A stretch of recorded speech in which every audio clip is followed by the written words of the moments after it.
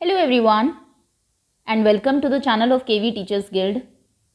So students, today in this video we are going to start a new chapter of class 3rd English which is he is my brother, मतलब वो मेरा भाई है. अब ये एक सेंटेंस जो है वो कितना स्ट्रॉन्ग है ये तो आप लोग चैप्टर पढ़ेंगे तभी आपको पता लगेगा कि पूरी स्टोरी जो है इसी एक सेंटेंस में कंक्लूड हो जाती है इन दी एंड ऑफ द चैप्टर. सो ये फर्स्ट वीडियो है. सबसे पहले तो मैं आपको वर्ड मीनिंग कराऊंगी, कुछ वर्ड्स जो न्यू है इस चैप्टर में, जिससे कि जब वो वर्ड्स आपके चैप्टर के अंदर यूज़ हो तो आपको अच्छे से क्लियर हो जाए सेंटेंस का मीनिंग. उसके बाद हम लोग चैप्टर को रीड करेंगे, समझेंगे स्टोरी को, एंड देन एनसीईआरटी के क्वेश्चन आंसर्स भी इसी वीडियो में डिस्कस करेंगे. इसके बाद इसी चैप्टर की एक वीडियो आएगी वर्कशीट की, and then there will be a quiz video. Okay, तो उनको आप मिस ना करें. इसके लिए ज़रूरी है कि वीडियो के नीचे देखिए राइट साइड में रेड कलर से लिखा होगा सब्सक्राइब. चैनल को सब्सक्राइब कर लीजिए, बेल आइकन को प्रेस कर लीजिए सो दैट आप फर्दर कोई भी वीडियो आपकी क्लास की आती है तो वो मिस ना हो आपसे. Okay, let's begin now. So word meaning में the very first word is sunshine. पहला वर्ड है सनशाइन. सनशाइन का मतलब होता है धूप. Next is load. लोड मतलब बोझ. हॉली पवित्र. स्टीडीली. स्टीडी मतलब तेजी से, मतलब कांस्टेंट कोई काम करते रहना. जैसे आपने सुना भी होगा, slow and steady wins the race. जो कांस्टेंट चलता रहता है भले ही स्लो हो वो रेस जीतता है. ये आपने टर्टल और जो रैबिट वाली स्टोरी है ये वर्ड वहाँ पर आपने शायद पढ़ा होगा. Next is climb. क्लाइम करना मतलब चढ़ना. पाथ. पाथ मतलब रास्ता. शोन. ये वर्ड बना है शाइन से. शाइन मतलब होता है चमकना, उसी की सेकेंड फॉर्म है शोन. तो शोन मतलब भी चमकना ही होता है. Next is due. ड्यू होती है ओस, जो आप सुबह सुबह लीव्स पर देखते हो. तो ये न्यू वर्ड्स है, एक बार पॉज करके फिर से देख लीजिए. सनशाइन धूप, लोड बोझ, होली प्लेस पवित्र जगह, स्टीडीली तेजी से, क्लाइंब चढ़ना, पाथ रास्ता, शोन चमकना, ड्यू ओस. ठीक है, चलिए अब चैप्टर स्टार्ट करते हैं. Once upon a time there was a small hill. A path went up the hill. It went through thick and lovely woods of pine and fir tree. People often walked on it to a holy place. Okay. Once upon a time, एक बार की बात है. There was a small hill. एक छोटी सी हिल थी, पहाड़ी थी. A path went up the hill. और एक रास्ता था जो हिल से ऊपर जाता था, हिल पर चढ़ने के लिए. इट वेंट थ्रू, लेकिन जो रास्ता है वो किसके थ्रू होके जाता था? Thick and lovely woods of pine and fir tree. बहुत घने और बहुत प्यारे जंगल थे. किसके? पाइन के. पाइन हिंदी में होता है देवदार का पेड़. अगर आपने देखा हो, कॉनिफेरस ट्रीज होते हैं, इस तरीके के पेड़ होते हैं जो कि आपको उसके ऊपर मिलेंगे, पहाड़ों के ऊपर ही मिलते हैं. और इसलिए ताकि बर्फ जब इन पर गिरती है तो उनके पत्तों से वो फिसल जाती है नीचे, है ना. कोनिकल ट्रीज होते हैं, कोन की शेप में.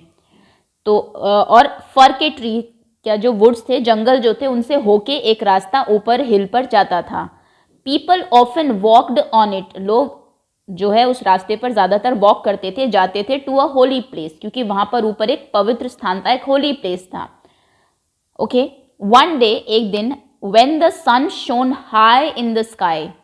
जबकि सूरज जो है वो चमक रहा था हाई इन द स्काई, ऊपर आसमान में. Many people were seen climbing up the hill.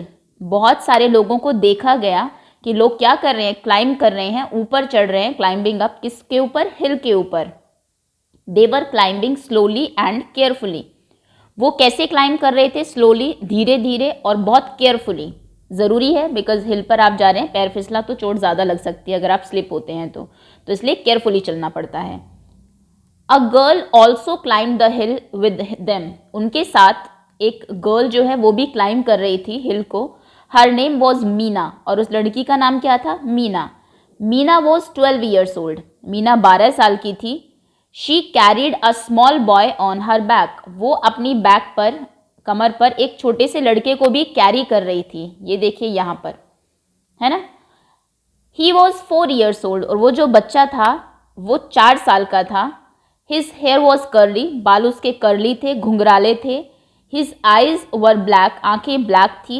And his face was as fresh as the morning dew. और उस बच्चे का फेस इतना फ्रेश लग रहा था, ताज़ा लग रहा था, जैसे सुबह सुबह मॉर्निंग में ड्यू ओस होती है ना, एकदम ताज़ी फ्रेश, बिल्कुल ऐसे उसका फेस था. तो यहाँ पर उस बॉय का डिस्क्रिप्शन दिया हुआ है इस पैराग्राफ में. 4 साल का था, बाल कर्ली थे और आंखें ब्लैक थी, फेस बिल्कुल फ्रेश था। इसमें मीना का डिस्क्राइब किया हुआ है। एक छोटी लड़की थी 12 साल की, जो कि अपने कमर पर एक 4 साल के बच्चे को कैरी कर रही थी। As the sunshine danced through the trees, जब धूप डांस कर रही थी ट्रीज के बीच में, यहाँ पर डांस करना मतलब वो नहीं, मतलब आ रही थी, पेड़ों के ऊपर पड़ रही थी।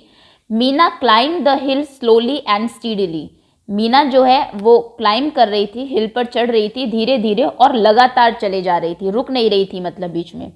स्टीडीली, मीना वॉज हैप्पी, और वो बहुत खुश भी थी। The boy was also happy, और बॉय भी बहुत खुश था। A man in the group looked at Meena, एक आदमी मीना की तरफ देखता है। He felt sorry for her, और उसको वो सॉरी फील करता है, उसको बुरा लगता है उसके लिए।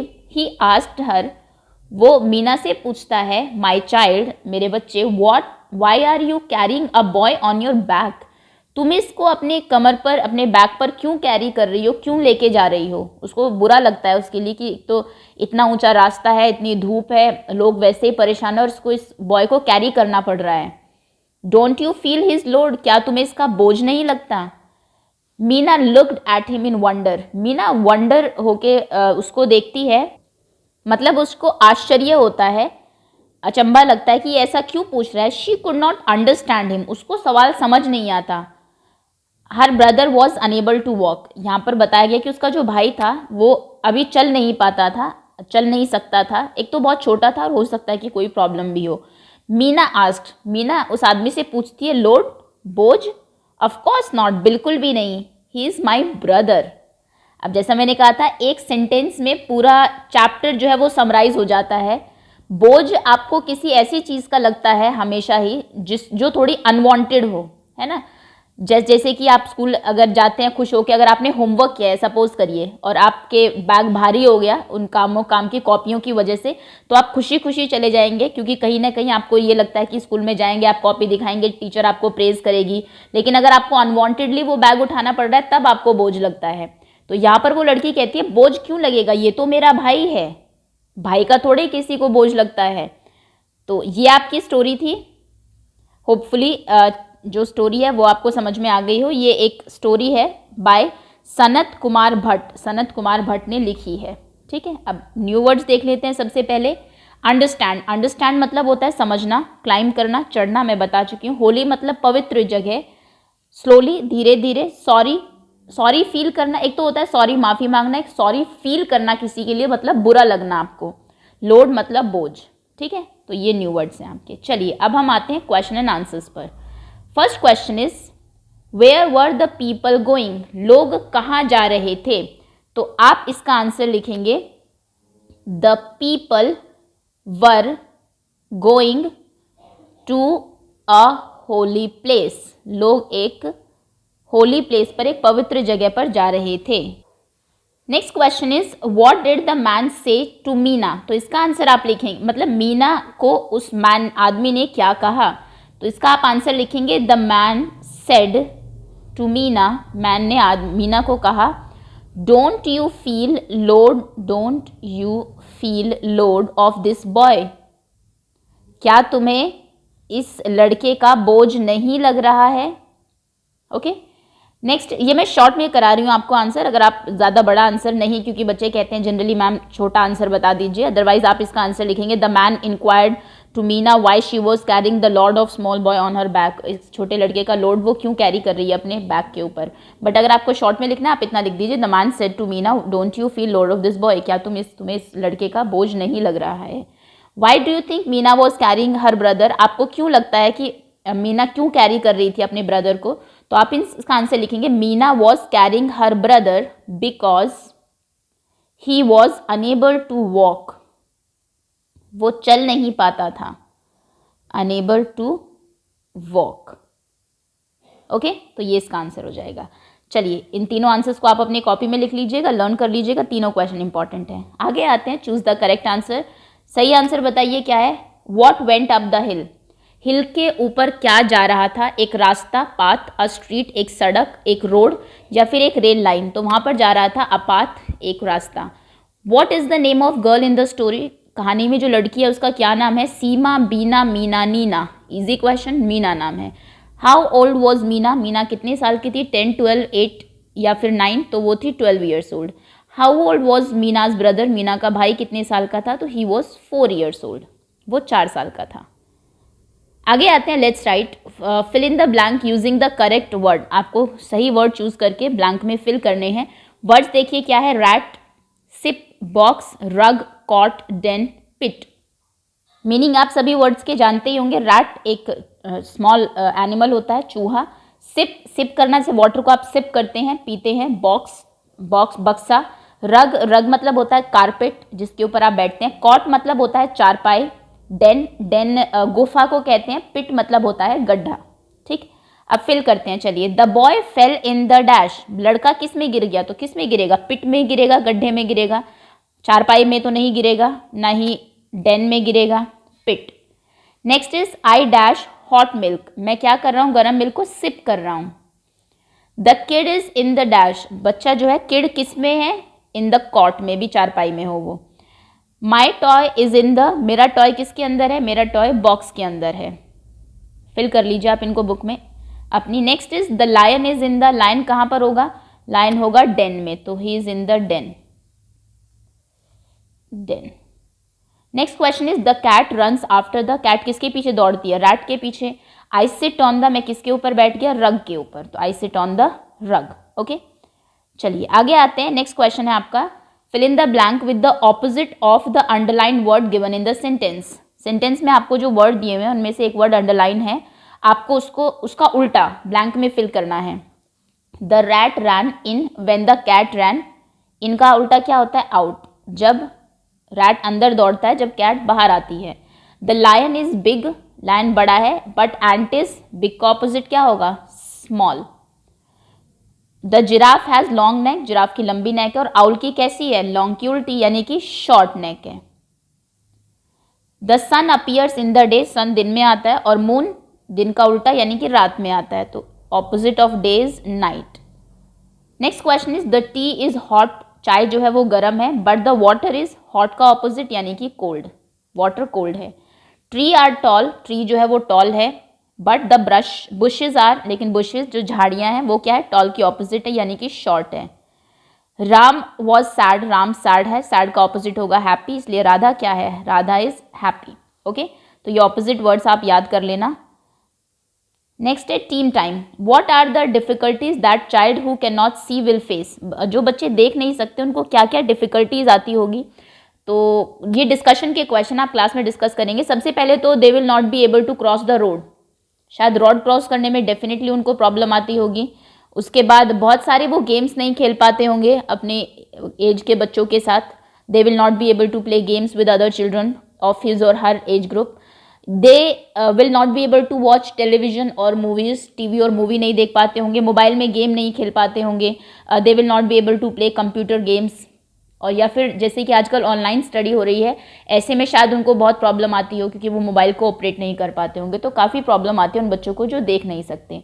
Would you help the child who can not walk to school. क्या आप उन बच्चों की हेल्प कर सकते हैं जो स्कूल में मतलब चल नहीं पाते? ऑफकोर्स बिल्कुल कर सकते हो, करने भी चाहिए। क्या करेंगे, सॉरी ये पूछा हुआ है तो यहाँ पर आप यस लिखेंगे। How can you help such child and make the child feel one of you. आप कैसे हेल्प करेंगे ऐसे बच्चे की? जैसे कि आप उनको फ्रेंडली ट्रीट करेंगे, अगर कहीं उनको जाना आप उनको सपोर्ट दे सकते हैं कि चलो मैं तुम्हारे साथ चलता हूँ। कोई सबसे पहली बात तो कई बार बच्चे ऐसा होता है कि किसी को अगर पैर में प्रॉब्लम है तो आप बच्चे मजाक उड़ाते हैं उसका, विच इज़ वेरी बैड, जो बहुत गलत है। कोई ऐसा कर रहा है तो आप उनको रोकेंगे, कोई अगर आता है तो आप उनको एज फ्रेंड इंट्रोड्यूस करेंगे, है ना, उनसे पूछेंगे उनको किसी चीज़ की रिक्वायरमेंट तो नहीं है। तो ये कुछ चीज़ें आप कर सकते हैं। उसके बाद यहाँ पर आपको साइन लैंग्वेज दी हुई है। बच्चे जो कि सुन नहीं पाते उनके लिए साइन लैंग्वेज होती है, वो देख के समझते हैं। तो देखिए सिंग कैसे करते हैं, right open hand and face the. अगर आप अपने मुंह को टच करता है बच्चा ऐसे, तो मतलब कि वो गाने के लिए कह रहा है या बोलने के लिए कह रहा है। डांस, डांस की ये कुछ जीरो बनाते हैं अगर ऐसे, तो मतलब कि ये डांस करने के लिए वो बोल रहा है ये, या फिर आप उसको कहेंगे कि डांस करके दिखाओ तो वो आप उसको ऐसे इशारा करके बोलेंगे। नेक्स्ट इज रीड, पढ़ने को ऐसे करते हैं जैसे आप बुक लेके हाथ में पढ़ते हैं, दोनों हाथ सामने रखिए, इसका मतलब होता है पढ़ना। नेक्स्ट है राइट, राइट लिखना, जैसे आप ऐसे करके हाथ बताएंगे उसको कि ये आंसर आपको लिखना है।